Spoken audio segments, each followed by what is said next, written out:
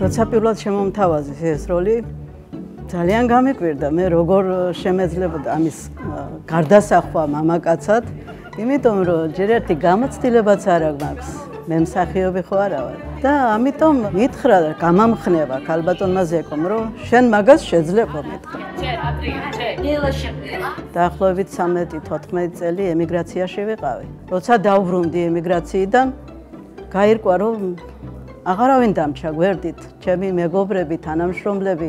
ამ კლუბმა რაც მომცა სტიმული, რომ გავაგრძელო ცხოვრება.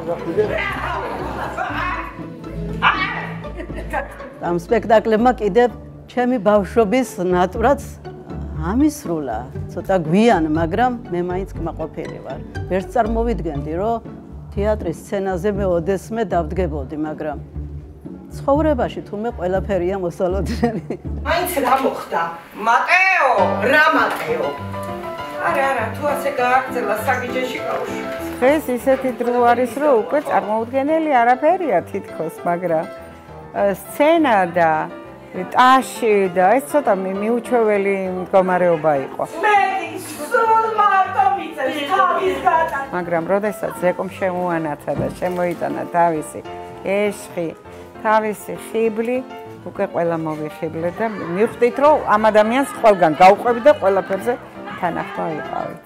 ისევ ჩვენი მეორე ოჯახი არის. ერთი ოჯახიდან მოდივართ მეორე ოჯახში.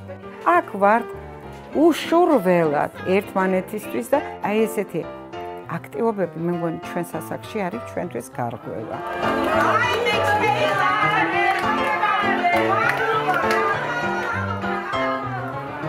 კლუბის წევრობა გაძლევს საშუალებას, რომ იყო აქტიური, მოტივირებული და არ დაკარგო ცხოვრებისადმი ინტერესი.